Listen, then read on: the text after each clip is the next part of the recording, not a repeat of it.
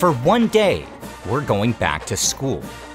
Jaspar, our videographer, talked our way into access to his alma mater, which happens to be the largest university in Thailand, the single biggest campus in all of Southeast Asia. And even though it's thousands of miles from my home, it still feels painfully familiar. From the study sessions to the football stadium and even the run-ins with campus security. But what about the food? What's it like to eat in a cafeteria that serves hundreds of thousands of students? And why are college canteens where I come from so notorious? And after the school day, where do the students go for a good time? And is it possible that anything here might be able to show us the next trends coming to a city near you? We're getting our degree in Thailand's college food. Today on OTR.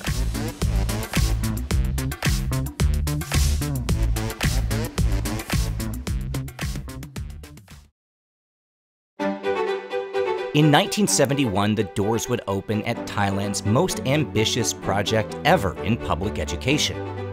It would be a university built at a scale never seen before in Southeast Asia, a place meant to be accessible to everybody as long as they had the grades, and to help the country compete in the global economy. By the time Ramkhamhaeng University was built, Thailand had fallen behind. The average annual income was less than $25 per year, and only the elite could afford higher education. The solution would be this school, where today more than 400,000 students, a third of Thailand's entire college population, pursue their degrees and prepare for their future, all for a tuition cost of less than $300 per year.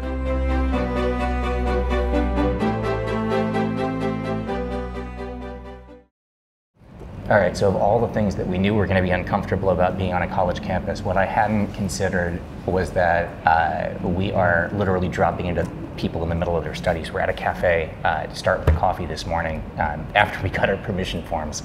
And as soon as we walked in here and started talking and filming, like half the people got up and walked out because everyone's trying to actually get work done. You used to get work done here at this cafe. Yeah, a little bit actually. It's also because majority of my classes were in that building over there. It just happened to be closest to where my classes were, and I want to maximize my time, so I just come here. It actually used to be not a cafe. It used to be like this one vendor that was just selling coffee. I guess that changed. And then, yeah. So when you come back to college, you're struck by how much things have changed? Exactly. Everything has Wait changed. until you're my age. Oh, really?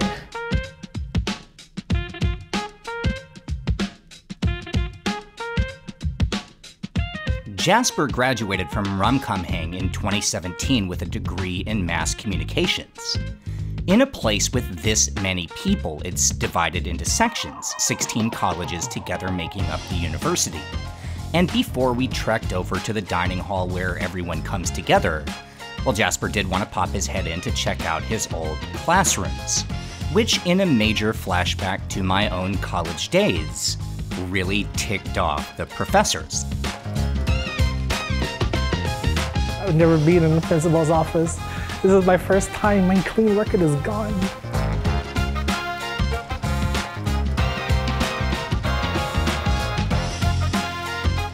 It's been a while since I've been this afraid of a video shoot. It is a little bit traumatic to be back in the center of academia.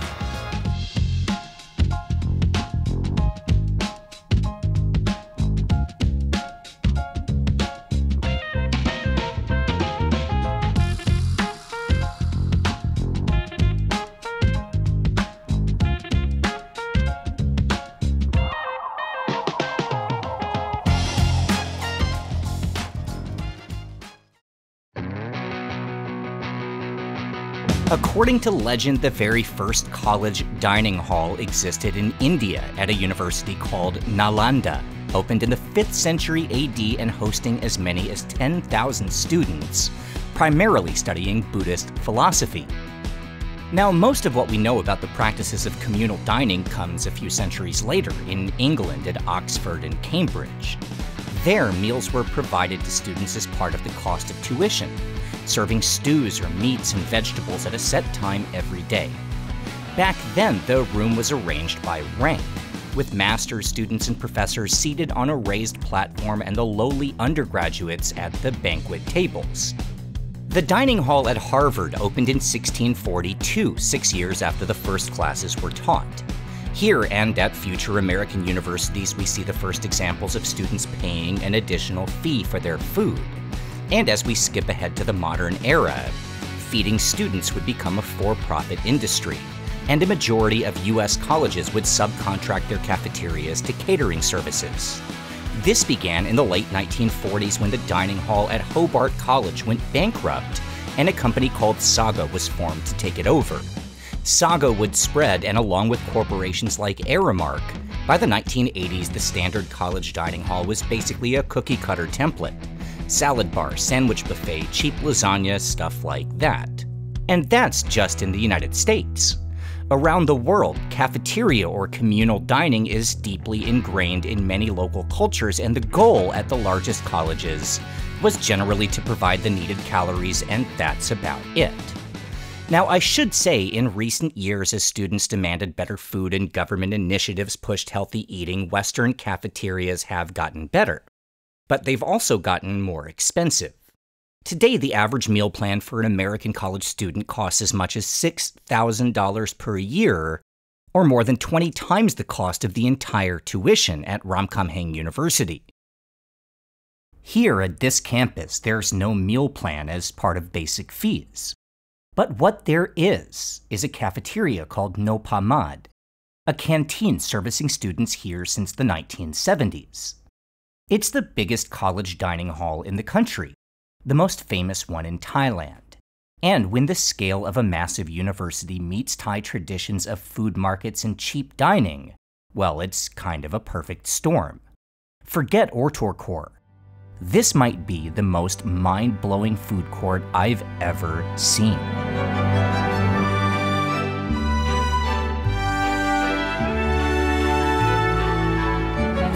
มาค่ะมากินอาหารที่นี่ค่ะก็มาวันแรกก็รู้สึกว่าแบบมีหลายร้านค่ะอาหารก็อร่อยค่ะ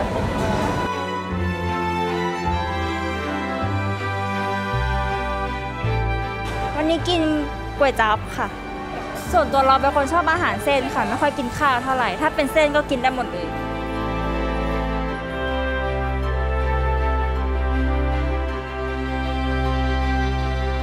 แล้วธรรมะบ่อยไหมเป็นมาบ่อยอาหารอร่อยค่ะก็เลยมาบ่อยอันนี้คืออาคารนพมาศเหรอใช่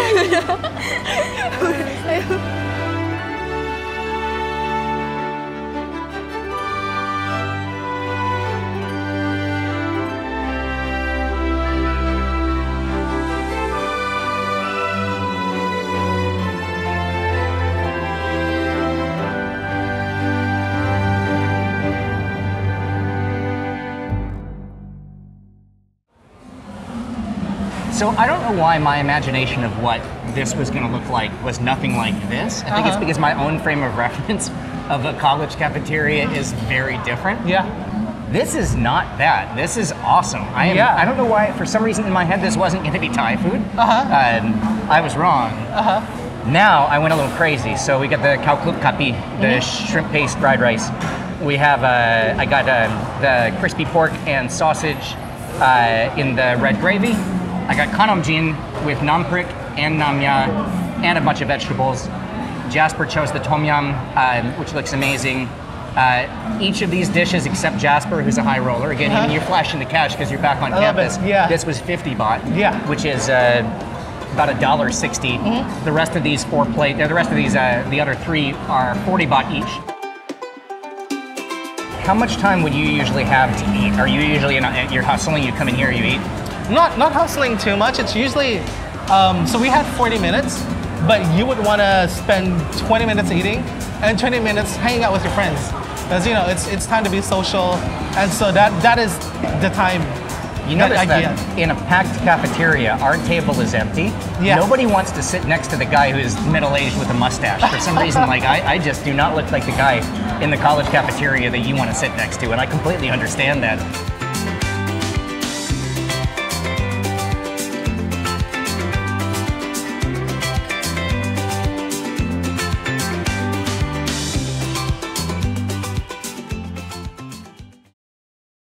One time when I had to cram for exams, Yep. I came here at 5 to get some coffee and like read the last 2 chapters of my exam that I was procrastinating.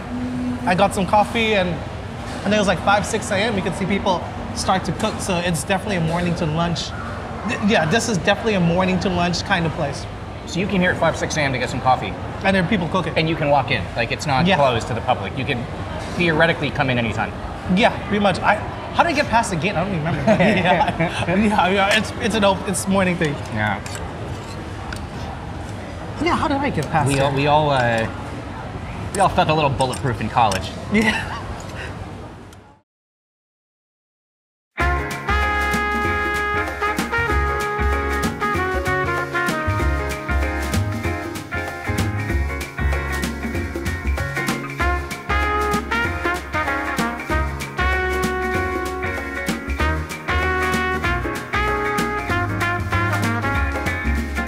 When Ramkhamhaeng opened in 1971, only 1 out of every 100 Thai citizens had a college degree. Today, it's around 1 out of every 6. The idea of making education affordable has had a massive impact on Thailand's economy. And there's an argument to be made that it's impacted the food scene, too. Now, we've spent a lot of time here talking about how different cuisines arrived in Bangkok with migrants from across the country. But just because something was available didn't mean that it was accepted. Generally, in the years after World War II, when workers arrived, they'd cluster in their own communities. That's where we find the first evidence in this city of Isan food, Southern cuisine, and much more. But the only part of town that was a massive melting pot of dishes and cultures was here, on a campus so large that by itself it would count as Thailand's second biggest city. A campus big enough that its stadium hosted Blackpink like a month ago. And if you don't know who Blackpink is either, well, that's just a reminder that this is not our world anymore, and it's the college kids who set the trends. And that, of course, includes food. Now, in my industry, having spent my career opening restaurants, if you have a wild idea for something that's not too fancy, well, you try to find a place near a college campus.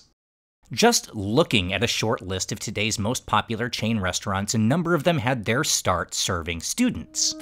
The first Chipotle was across the street from the University of Denver in 1993. Panda Express sold Chinese meals to students at UCLA, and it was actually the school's football coach who helped refine the concept.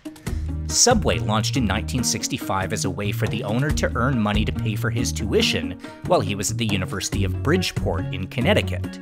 And the first Pizza Hut is now a museum on campus at Wichita State. It's the same here in Thailand, where Black Canyon Coffee, the biggest cafe chain in the country, started opposite Bangkok's Kruk University about 20 years ago. And there are plenty of examples of creative places targeting college students. We've actually filmed at one of them before, Ban Dang by Methavalai Sorndang, one of the best restaurants in the city, which is on campus at Chulalongkorn University. And right here at Ramkhamhaeng, a place called Ban Tepa, notable for a recent visit from chef Marco Pierre White. The point is, whether it's a regional cuisine new to a city, a restaurant that wants to franchise, or even a band like Blackpink, whatever that is, if you want something to catch on, well, forget about the old guys like me, just get it in front of college students. By 4 p.m., we'd exhausted our access and it was time to leave, but that's okay because that's what pretty much everyone else was doing too. And as cool as it was to see the campus cafeteria when it comes to food and drink, well, it's really all about what happens outside the gates. The space between the classrooms and the real world is something like a gray zone between the shelter of college and the reality of adult life. It's where students make friendships that'll last for decades, where young couples go on dates and a campus becomes a community. I love these places. I seek these places. In fact, I was already starting to wonder why in 2 years in Bangkok I'd never thought to come here before.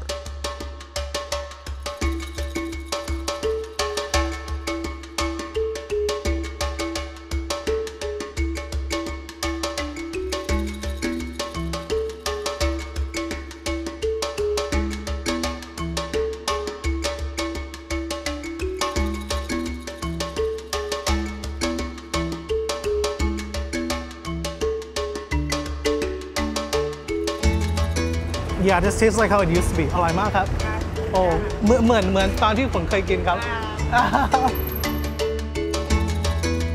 It tastes like long nights of study. Did King Ramkhamhaeng, did he go to university here or? I have no idea, but you know about the royal family who? I would hope that you do know because he lived in the 1100s. The neighborhood across from Ramkhamhaeng's night market is older than the college. In fact, in between the internet cafes and coffee shops, there's a community that's been here for more than 100 years. It started at the end of the 1910s when a mosque was built, and soon it would become a hub for Bangkok's Thai Malays, mostly from the province of Pattani. After the university opened, this neighborhood would become an attractive place for Muslims from the far south, an easy spot to find housing and familiar food. The word would spread, and before long, Southerners would apply here in droves, and today make up a large percentage of Ramkhamhaeng's student body. And the district facing the north side of campus is now one of the most unique in all of Bangkok. No. No. No. Here in the Ramkhamhaeng University Muslim Quarter, there are dormitories serving students from Pattani, prayer rooms, khao yam vendors, tea tarik sellers, and even clove cigarettes, straight from Indonesia. Not to mention an entire halal indoor food court packed with migrant students and locals alike, and lined with stalls selling incredible stuff at college prices.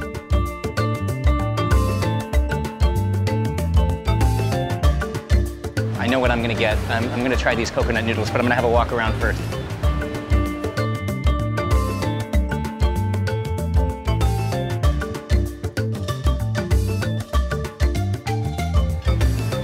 I am wildly excited about finding this place.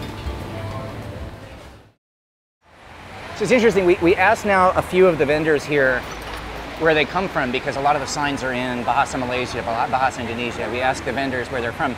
They're all from Thailand, the border region where both languages are spoken, and that kind of fits with what we saw on campus today. So many students who are from the south. That is a really encouraging thing when it comes to the food. In this case, we're gonna start with a bowl of coconut noodles. So what do we have? We have noodles, which look like kind of sticky senlek or thin rice noodles with, looks like poached chicken. We have some mung bean sprouts. We have tofu, preserved radish, peanut, dried shrimp. It's a lot of the pad thai ingredients just with a whole bunch of coconut milk. We got some cilantro. That's what I see. Let's see what we taste.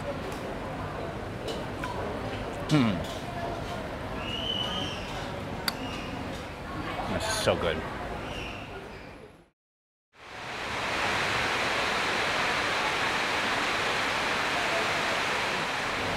You can hear the rain coming down outside. We're lucky we ducked in here when we did.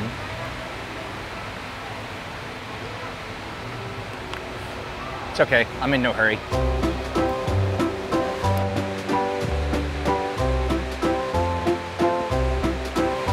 That's a no-joke rainstorm outside.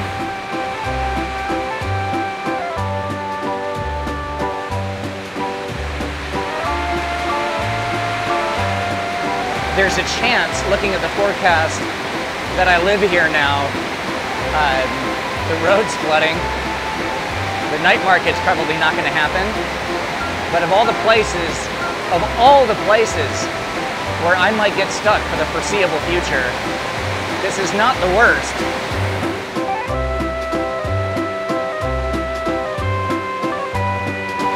Well, if I live here now, I might as well get some more food.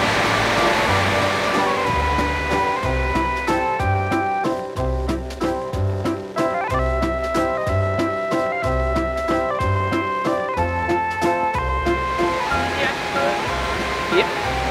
Here, I can't go. Where else am I gonna go?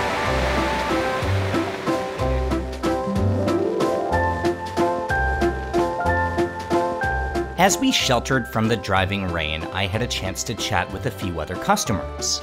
Many of them were from the South, but even more were not. They were just students who came here because they liked the food.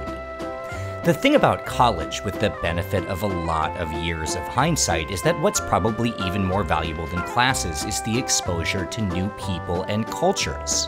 When you're thrown into a melting pot with a few 100,000 others from everywhere, you really have to try not to leave with a few new favorite dishes, not to mention a broader view of everything. And that is probably the real legacy of the construction of this university. It's not a secret that Thailand, like almost everywhere, has a long history of tension and mistrust between ethnic groups and people from different regions. But it's also markedly better now than it was a generation ago, and it's hard not to think that this place has had an impact. In fact, there's an argument to be made that right here on the grounds of Ramkhamhaeng is where Thailand truly became one country. The first place where enormous amounts of people from Isan and Patani, Bangkok and Hat Yai all shared meals together, before entering the workforce and becoming the new generation of leaders and activists and chefs. The ideas debated on a college campus today might become government policy tomorrow. And the dishes shared at a campus food court or dreamed up by some culinary mastermind or hardworking entrepreneur, well, they might become the next big craze. As the rain subsided and we could finally get on with our shoot, Jaspar was about to learn a lesson in just how fast the world moves and how quickly we become yesterday's news. When he was a student as recently as 2017, which to me feels like 3 days ago, he and his friends would spend most nights catching up over mukata. It's basically a fusion of Korean barbecue and Chinese hot pot, and it's hip and trendy all across Thailand, driven by hordes of Jaspar's contemporaries. But as he set out to show me the cool young people stuff, we found his old haunts mostly deserted. Now, maybe there's a test this week. Maybe, as some of the staff told us, the college kids were off protesting against the government. Or maybe the trendsetters are just too busy trendsetting, and whatever it is they're eating, I'm sure in a couple years it'll find its way to my neighborhood. And then, Jaspar will truly know what it feels like to be an old guy too. Now, seriously, who is Blackpink? Subscribe to the channel for more from OTR. Please consider supporting us on Patreon. It really helps to keep us going. And thanks so much to those who do. Find links below for our social media and website, and we'll see you next week.